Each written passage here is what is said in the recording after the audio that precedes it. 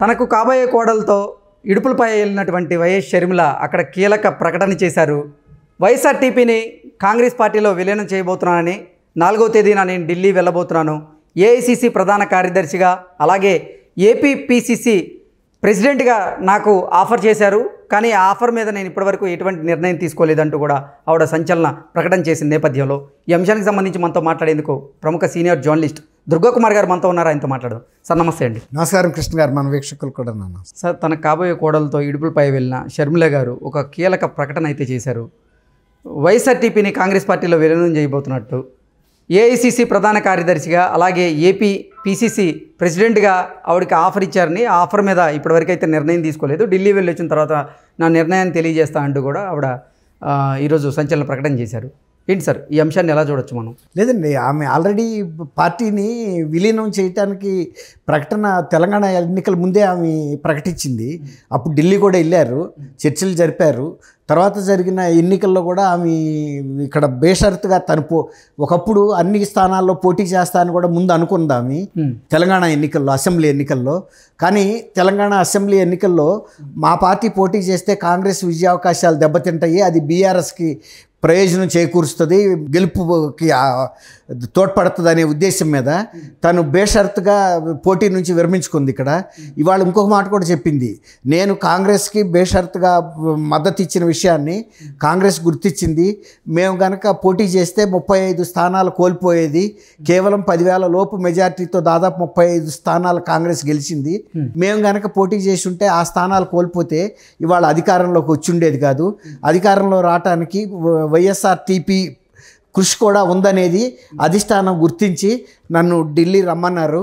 ఢిల్లీ వెళ్తున్నాను, రేపే 3వ తారీఖే, రేపు 3 కదండి, రేపే వెళ్ళిపోతున్నాను. అక్కడ వాళ్ళతో చర్చించిన తర్వాత నేను జాతకానికి నిర్ణయించుకున్నట్టు షర్మిల గారు ఒక రకంగా ఒక సెంటిమెంటల్గా కూడా ఇడుపులపాయలోనే ఈ ప్రకటన చేశారండి. రాజశేఖర రెడ్డి గారు సమాధి దగ్గరే కావాలని, అవసరమైతే అసలు ఆమె ఢిల్లీలో ప్రకటిస్తారని ముందు అందరూ అనుకున్నారు. అసలు ఈ విషయం మీద ఇప్పుడేమి గుంబనగా ఉంటుందని అనుకున్నారు. కానీ ఆమె వాళ్ళ కుమారుడి పెళ్లి శుభలేఖ అక్కడ పెట్టి ప్రార్థన చేసింది కాబట్టి జీవితంలో చాలా ముఖ్యమైన ఘట్టం. ఆమె కుటుంబంలో కొడుకు పెళ్లి ఫస్ట్ చేస్తుంది కదా, అది చాలా ఒక శుభ కార్యక్రమం. అట్లాగే ఇప్పుడు తను రాజకీయ జీవితానికి సంబంధించి చాలా క్లిష్టమైన నిర్ణయాన్ని తీసుకుంది. కుటుంబాన్ని కాదని, అన్నని కాదని, అవసరమైతే రేపు తల్లి కూడా అన్న వైపు వెళ్ళినా కూడా దాన్ని కూడా ఎదుర్కోవటానికి సిద్ధపడి ఇవాళ ఒక క్లిష్ట నిర్ణయం తీసుకుంది. ఇప్పుడు వరకు అన్న విజయ అవకాశాలు దెబ్బతినకూడదు, కుటుంబంలో విభేదాలు బయటికి కనపడకూడదని తను అన్ని దిగమింగి అన్ని అవమానాలు అన్ని కష్టాలు పడి ఇక ఇవాళ ఆ స్థితి దాటిపోయింది. జగన్మోహన్ రెడ్డి గారికి ఏ మాత్రం కూడా చెల్లి పట్ల నా పట్ల ఒక మానవీయ ఆత్మీయత కానీ ఏమీ కనపడటం లేదు.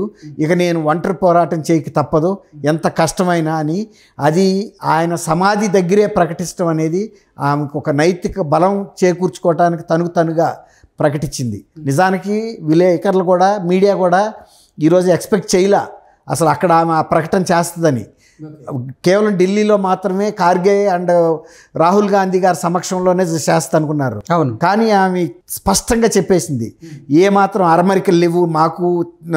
తర్వాత ఇంత లౌకికమైన పార్టీ, ప్రజలకి క్షేమాన్ని కోరే పార్టీ, అతిపెద్ద పార్టీ దేశంలో ఇంకే రాజకీయ పార్టీ లేదు, కేవలం కాంగ్రెస్ మాత్రమే ఒక లౌకికమైన పార్టీ అని కూడా ఆమె చెప్పింది. ఇంకా ఏ విధమైన రిజర్వేషన్స్ ఆమెకేమి శతపిషలు ఏమి లేవు ఆ విషయంలో.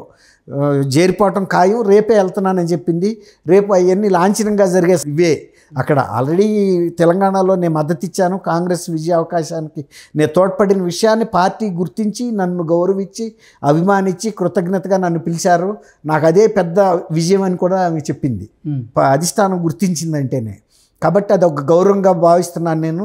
అట్లాంటి లౌకికమైన పార్టీ, అందరి ప్రజల పట్ల సమభావన కలిగినటువంటి కాంగ్రెస్ పార్టీ దేశంలో కాంగ్రెస్ మాత్రమే అని కూడా చెప్పడం గమనార్హం అన్నమాట. కాబట్టి ఆమె చాలా క్లిష్టమైన నిర్ణయం, ఇది చిన్న విషయం కాదండి. ఇప్పుడు రేపు కుటుంబంలో జగన్మోహన్ రెడ్డి గారు చాలా ఈ పట్ల ఎటువంటి చర్యలకైనా దిగే అవకాశం ఉంది. అంటే ఇప్పటివరకు ఆవిడ ఏ నిర్ణయం తీసుకోలేదు. ఏపీపీసీసీ ప్రెసిడెంట్గా ఆఫర్ చేశారు, అలాగే ఏఐసిసి ప్రధాన కార్యదర్శికి కూడా ఆఫర్ చేశారు. ఇప్పటివరకు ఆఫర్ మీద ఏ నిర్ణయం తీసుకోలేదు, ఢిల్లీ పర్యటన తర్వాత తీసుకుంటా అని చెప్తున్నారు. ఒకవేళ కనుక ఏపీ పిసిసి ప్రెసిడెంట్గా కనుక ఆవిడ తీసుకుంటే ఇక జగన్మోహన్ రెడ్డి పరిస్థితి ఏంటి ఆంధ్రప్రదేశ్లో అంటే ఏం చెప్తారు? ఆమె ఖచ్చితంగా జరిగిన లోపాలన్నింటినీ పట్టబయలు చేస్తారండి. ఇప్పుడు ఇవాళ ఇక్కడ కేసీఆర్ బయట మనిషి, కేసీఆర్ గారి విజయంలో షర్మిల గారి పాత్ర ఏమీ లేదు కదా. కానీ కేసీఆర్ గారి పరిపాలన మీద ఆమె చాలా తీవ్రమైన వ్యతిరేకత వ్యక్తం చేసింది. ఆ ఇట్టి పరిస్థితుల్లోనూ ఈ ప్రభుత్వాన్ని దించాలనేదే ఆమె తెలంగాణలో కాలు పెట్టిన లక్ష్యం. ఆ లక్ష్యం కోసం తనుగా చేయాలనుకుంది, తనకు అంత సాధ్యం కాలేదు, పరిస్థితులు అనుకూలించలేదు. ఆ పరిస్థితుల్లో కాంగ్రెస్ బలపడింది, కాంగ్రెస్తో కలిసి ప్రయాణం చేసింది. ఇప్పుడు ఒక అవగాహన వచ్చింది. ఇప్పుడు జగన్మోహన్ రెడ్డిని కూడా కేసీఆర్ గారిని దించడంలో ఎంత పట్టుదల పట్టిందో అంత పట్టుదల పట్టి దింపుతుంది. ఎందుకంటే అక్కడ ఆయన ముఖ్యమంత్రి చేయటంలో ఆమె పాత్ర ఉంది. కానీ ఆయన రాజన్న ప్రభుత్వం ఏర్పాటు చేయలేదనేది రేపు ఆమె వచ్చిన తర్వాత చెబుతుంది. తర్వాత ఆర్థిక అంశాలను కానీ కుటుంబంలో వివేకానంద రెడ్డి గారి హత్య అంశం కూడా రేపు రాజకీయ అంశంగా రేపు ఆంధ్రప్రదేశ్ ఎన్నికల్లో కూడా అది కూడా ముందు వరుసలోకి వస్తుందండి. కుటుంబంలో జరిగిన కొన్ని రాజకీయాలన్నీ కూడా ఇవాళ అవి కేవలం కుటుంబానికి పరిమితం అవ్వవు, రాష్ట్ర ప్రజలందరి ముందు కూడా చర్చకి నిలుస్తాయి. కాబట్టి ఇక విజయం గారు ఏ నిర్ణయం తీసుకున్నా షర్మిల గారు అయితే వెనక్కి తగ్గే పరిస్థితి అయితే ఉండదు. వైఎస్ఆర్ కొడుకు వర్సెస్ వైఎస్ఆర్ కూతురు, ఆంధ్రప్రదేశ్లో రాజకీయం ఈ రకంగా మారితే పరిస్థితులు ఎలా ఉండబోతాయి? పరిస్థితులు అంటే వైఎస్ఆర్ ఇప్పుడు కాంగ్రెస్ కొంత పటిష్టానికి ఏర్పాటు జరుగుతుందండి. పూర్తి స్థాయిలోనే ఒక్క దెబ్బలో వీళ్ళు బలపడతారని కాదు. ఫస్ట్ ఒక ప్రధానమైన శత్రువును ఓడించడంలో సక్సెస్ అవుతుంది ఆమె.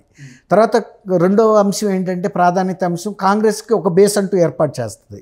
ఆ తర్వాత 2029 ఎలక్షన్స్ ఆనాటికి కాంగ్రెస్ ప్రధాన పోటీదారుగా ఉంటుంది. ఆ రోజు బీఆర్ఎస్ పార్టీ ఉనికి ఎక్కడ ఉంటుంది అనేదే కొంత అనుమానాస్పదమైన పరిస్థితి ఏర్పడుతుందని అయితే అనిపిస్తుంది. ఓకే, ఇప్పటికే ఆంధ్రప్రదేశ్లో తెలుగుదేశం పార్టీ అలాగే జనసేన రానున్న ఎన్నికల కోసం పొత్తు పెట్టుకోబోతున్నాయి, కూటమిగా వెళ్ళబోతున్నాయి. ఒకవేళ కనుక కాంగ్రెస్ పార్టీకి ఏపీ పిసిసి ప్రెసిడెంట్గా షర్మిల బాధ్యతలు చేపడితే ఆ కూటమిలో భాగమయ్యే అవకాశం ఉందా, ఆ పొత్తులో భాగమయ్యే అవకాశం ఉందా అంటే ఏం చెప్తారు? అది మనం ఇప్పుడు ఏం చెప్పలేమండి. ఎందుకంటే మొన్న నారా లోకేష్ గారికి క్రిస్మస్ సందర్భంగా షర్మిల గారు శుభాకాంక్షలు తెలియజేస్తూ గిఫ్ట్లు పంపించారు. అంటే సొంత అన్నకి పుట్టినరోజు సందర్భంగా ఆవిడ విషెస్ చెప్పలేదు, ఎటువంటి పుట్టినరోజు శుభాకాంక్షలు తెలిపిన దాఖలాలు కూడా లేవు. కానీ నారా లోకేష్కి మాత్రం శుభాకాంక్షలు తెలిపారు, అలాగే గిఫ్ట్లు కూడా పంపించిన నేపథ్యంలో మంచి ఇప్పుడు సానుకూలత ఉందా? అవును. ఇప్పుడు ఒకటి కృష్ణ గారు, ఆమె నారావారి కుటుంబాన్ని, వైఎస్ కుటుంబాన్ని, వైఎస్ అంటే ఆమె ఒరిజినల్గా వైఎస్ వారసురాలుగా భావిస్తుంది. ఆ పరిపాలన అందించడం కోసం నేను వచ్చాను. ఇక్కడ మీరు అన్న అంశం ఒక విషయం అండి, మనం తెలంగాణతో పోల్చుకుంటే ఆమె బీఆర్ఎస్ని ఓడించడం కోసం ఇక్కడ కాంగ్రెస్లో చేరుతుంది. అట్లాగే ఇప్పుడు కాంగ్రెస్ మీరు అన్నారు కదా, అక్కడ ఆల్రెడీ ఒక బలమైన కూటమి అక్కడ ఉంది కాబట్టి ఆమె ప్రధాన అంశం అక్కడ జగన్మోహన్ రెడ్డి గారిని ఓడించడం కాబట్టి అవసరమైన మేరకి అవసరమైతే సపోర్ట్ ఇస్తుందని కూడా మనం భావించవచ్చు. ఇందులో పెద్ద అసాధారణ విషయం ఏం లేదు.